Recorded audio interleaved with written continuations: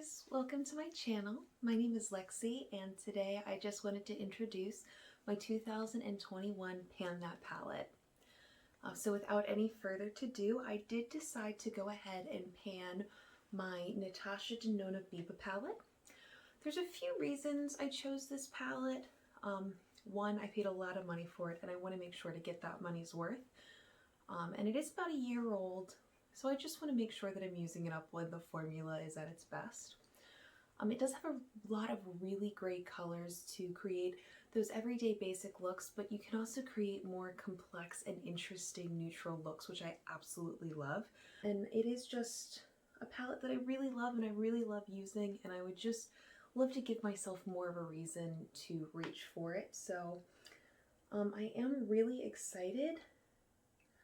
It has some of my absolute favorite colors in here and has some of my favorite look combinations, so I am very excited to have the chance to play with this. So diving into the colors more, the first one we come to is this basic rush shade called Rustic. I do have a small little dip going in this pan, and it is just that kind of that classic color that's absolutely beautiful. Very easy to wear, just very beautiful, has a lot of dimension. Then the next one we come to is Prairie. This is absolutely hands down my favorite shade in the palette. And there is a tiny little dip going. You can kind of tell that I put my brush directly in the middle each time I use it. And it is this kind of mustardy base transition color, and I do really enjoy it. I have a lot of fun just putting it in the crease for a really simple look, and I also just think it gives a lot of dimension to a lot of looks. We also have Cocoa here, which doesn't have much visible usage, and it's just that very basic deep-sitting shade with a little bit of a warm undertone. Next we come to Freckle, which barely has a dip at all, and it's that kind of very basic transition shade, very neutral, almost as if you were putting a bronzer in your crease. And then the last one in the first row is this Shine color. So it's kind of a light gold shimmer, a lot of dimension in it especially, and just one that I do really enjoy.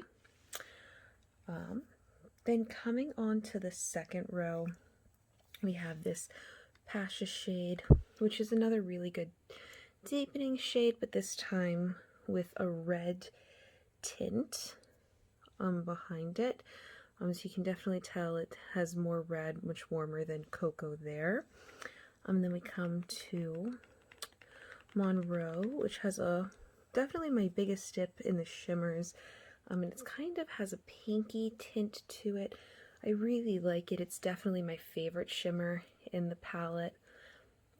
Just very beautiful, very easy to wear, very good for day to day. And then we come to Rayon, which is our first cream to powder shade, which does have a pretty good dip in it. I find that the cream to powder shades tend to go a little bit quicker, and you can see how deep that looks, almost on the same level as Pasha here. But when swatched, it's definitely lighter and it looks thinner on the skin. So I really like that formula. I have a lot of fun playing with it.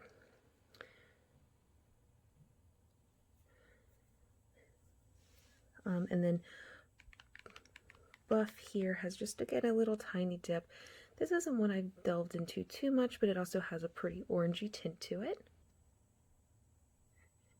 And then coming to the last shade in the Rhode Tone, it does have a pretty good sized dip.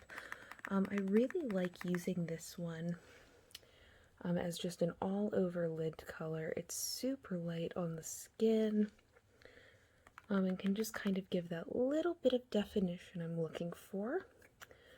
And that is a pretty significant dip, so I wouldn't be surprised if that's the first one we hit pan on. And then coming to our second row, we have Seed, and this is a another deepening color, very cool toned. I do like it, but again, there's not a lot of visible progress. We do next come to Thor, which is another cream to powder formula, and it's this gray shade, and I absolutely just love using this. It gives a really slight depthening to any color I use, and just always comes off very beautifully. Doesn't steal the show or anything like that, but just helps to deepen up and highlight whatever other color I put on my eyes.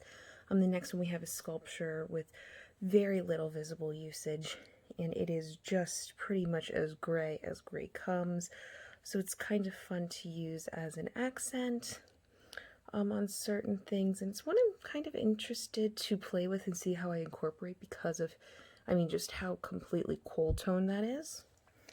The next one we come to is Spot, which is a pure black. This is again that cream to powder, which helps reduce the mess, but it comes out black for sure when finger swatched, but can definitely be used to deepen. I tend to use this more as an eyeliner.